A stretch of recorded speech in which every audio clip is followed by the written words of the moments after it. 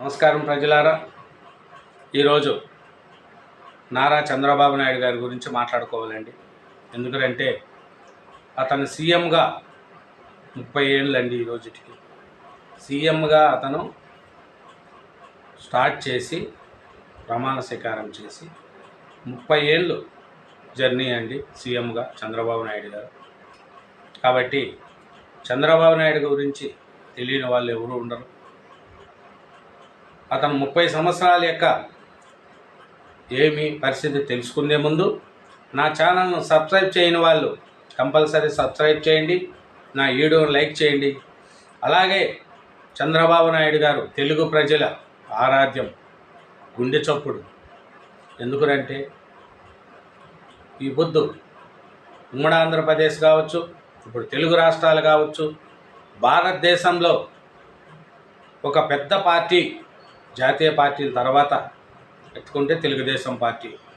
ఎందుకంటే తెలుగుదేశం పార్టీకి ఎందుకు అంత ఉందంటే చంద్రబాబు నాయుడు గారు ఎన్నో కేంద్రంలో ఎన్నో ప్రభుత్వాల్లో పాల్గొన్నాడు. అతనికి ప్రధానమంత్రి అవకాశం వచ్చినా కూడా అతను తీసుకోలేదు. దేవేగౌడ్ని కానీ నెక్స్ట్ ఆ పొద్దు దేవేగౌడ్ను ప్రధానమంత్రి చేసిన వాళ్ళు ముఖ్య చంద్రబాబు నాయుడు గారండి. రాష్ట్రపతిగా చేసిన వాళ్ళలో ఆ రోజు బాలయోగి సీఎం, బాలయోగి స్పీకర్గా చేసి నిలబెట్టిన వాళ్ళు కూడా చంద్రబాబు నాయుడు గారు ప్రాముఖ్యమండి. వాజ్పేయి గవర్నమెంట్లో మినిస్టర్లు వద్దనుకొని ఓన్లీ ఒక స్పీకర్ పదవే తీసుకున్నాడండి చంద్రబాబు నాయుడు గారు. కాబట్టి తెలుగు ప్రజల్లో ఎక్కడున్నా గుర్తు వచ్చే రాజకీయ నాయకుడు అంటే చంద్రబాబు నాయుడు గారు. 30 ఏళ్ళు ఈ రోజుకి సీఎంగా అతను CM plus CEO, that is Chandrababu Naidu గారు. ఇప్పుడు సీఎం ఉండాలి. కాబట్టి చంద్రబాబు నాయుడు గురించి మనం తెలుసుకున్నాం. అలాగే నా ఛానల్ను సబ్స్క్రైబ్ చేయండి. నవశకానికి నాడు నాంది. చంద్రబాబు తొలిసారి ముఖ్యమంత్రి అయ్యి 30 సంవత్సరాలు. చూడండి, తొలిసారి ముఖ్యమంత్రి అయ్యి ఇప్పటికి 30 ఏళ్ళు అయింది. సంక్షోభ సమయంలో పాలన, పార్టీ పగ్గాలు, పనితీరు, ప్రతిభతో పాలనలో కొత్త పుంతలు, సంక్షేమం, అభివృద్ధి, సంస్కరణలతో పరుగులు, విజన్ పాలిటిక్స్కు తొలిసారిగా శ్రీకారము. సిఈఓ, సీఎంగా ప్రపంచ వ్యాప్త గుర్తింపు. 4 సార్లు సీఎంగా బాబు ఘనత. చూడండి, 4 సార్లు, ఇప్పుడు 4వ తడవ.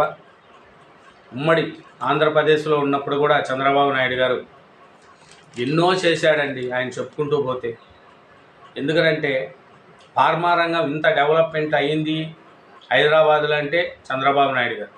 ఐటీ రంగం డెవలప్మెంట్ అయిందంటే చంద్రబాబు నాయుడు గారు.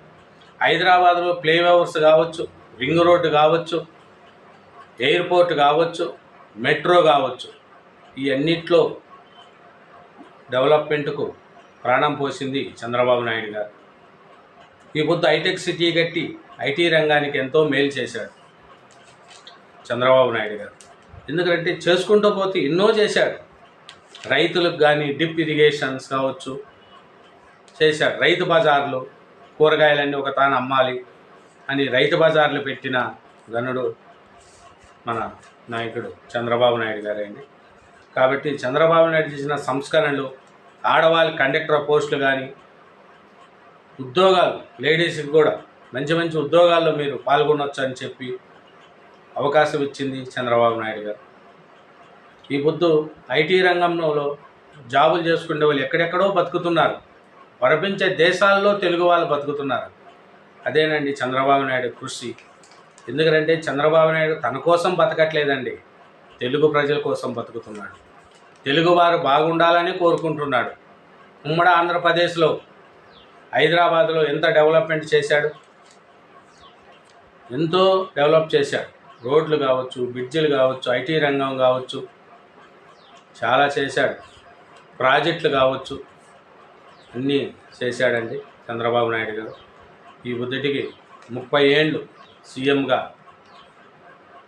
స్టార్ట్ చేసి ఇప్పుడు మళ్ళీ సీఎంగా ఉంటున్నాడు. అదేనండి చంద్రబాబు నాయుడు యొక్క గొప్పతనం. తెలుగు ప్రజల్లో గుర్తుండిపోయే నాయకుడు అండి నారా చంద్రబాబు నాయుడు గారు.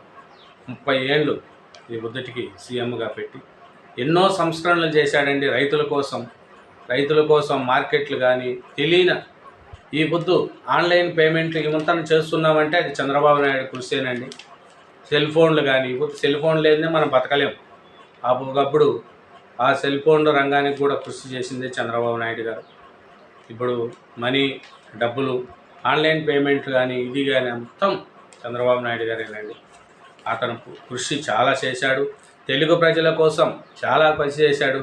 కానీ అతను చేసిన పనులు దేశాల్లో కూడా వాళ్ళ రాష్ట్రాల్లో కొన్ని డెవలప్మెంట్ చేసుకున్నారండి. అతను కుటుంబం కోసం తన కోసం చేయలేదండి. తెలుగు ప్రజలు బాగుండాలని గౌరవంగా ఉండాలని కష్టపడినాడండి. అదే చంద్రబాబు నాయుడు యొక్క కృషి పట్టుదల అండి.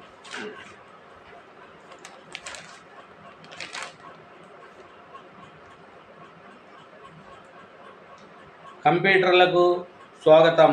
చంద్రబాబు నాయుడు కంప్యూటర్లు కానీ అది కానీ ఒకప్పుడు చాలా అది రావడానికి చాలా చేశాడండి.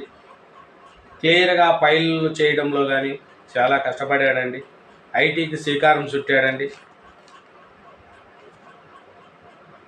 యూనివర్సిటీ రాజకీయాల నుంచి ప్రత్యక్ష రాజకీయాల్లోకి అడుగుపెట్టిన చంద్రబాబు 1978లో తొలిసారి ఎమ్మెల్యేగా గెలిచారు.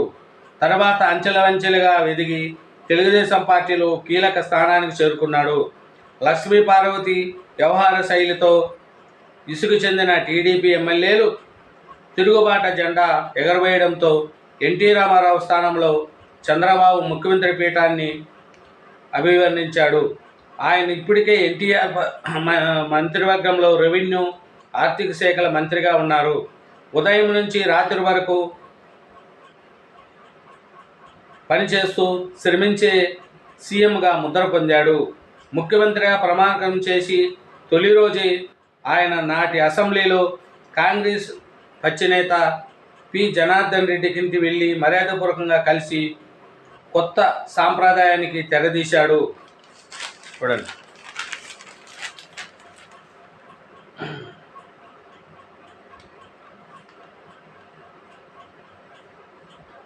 కేంద్రంలో పలుకుబడి రాష్ట్రానికి ఉపయోగపడి తన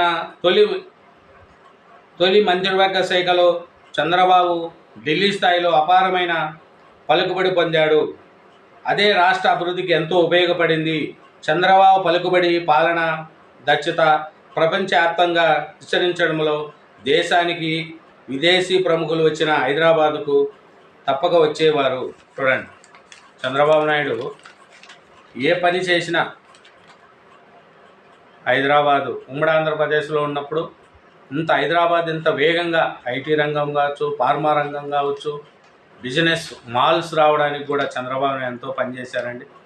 ఎందుకంటే ఇక్కడ హైదరాబాదు బాగా డెవలప్మెంట్ ఉంది, హైదరాబాదు మంచి రాజధాని అంటూ ప్రపంచ దేశాలు తిరిగి ఇక్కడ ఐటీ రంగాన్ని కావచ్చు, ఫార్మా రంగం కావచ్చు, పారిశ్రామికంగా కూడా చంద్రబాబు నాయుడు గారు చాలా కృషి చేసిన వ్యక్తి అండి. ఎందుకంటే మనం కొందరు అంటారు చంద్రబాబు నాయుడుకి ఏం తెలుసు, ఏం చేస్తారు అని. అది అందరూ అనరండి, తెలిసిన వాళ్ళు ఎవరు అనరు. కానీ చంద్రబాబు నాయుడు పాలన గురించి కేసీఆర్ కానీ, రాజశేఖర రెడ్డి గారు కానీ, ఇప్పుడు వచ్చిన రేవంత్ రెడ్డి గారు కానీ తప్పులు పెట్టే పరిస్థితి లేదండి.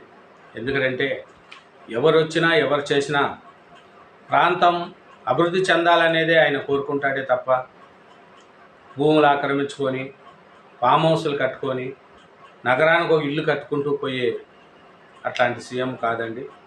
అతను సీఎంఓవే కాదు, అందరూ సీఈఓ అంటారు.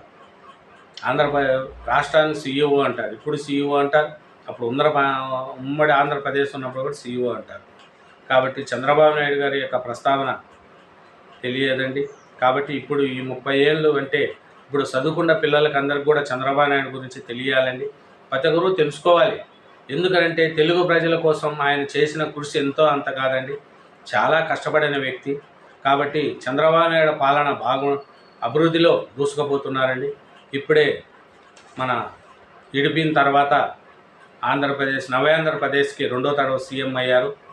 మొదటి తడవలో అవ్వంగానే ఆంధ్రప్రదేశ్ అభివృద్ధి చెందాలనే ఉద్దేశంతో అమరావతి అనే రాజధానిని డెవలప్మెంట్ చేయాలని 35,000 ఎకరాల భూములండి రైతులు స్వచ్ఛందంగా ఇచ్చారండి. ఎవరిని చూసి ఇస్తారండి ఈ కాలంలో? అట్లాంటి చంద్రబాబు నాయుడు గారిని చూసి వాళ్ళు ఇచ్చారండి ఆంధ్రప్రదేశ్ అమరావతి డెవలప్మెంట్ కోసం. అప్పట్లో అన్నీ చాలా వరకు కట్టుకుంటూ వచ్చాడండి అమరావతిలో. ఆంధ్రప్రదేశ్ డెవలప్మెంట్ అవ్వాలని చాలా కట్టుకుంటూ వచ్చాడు.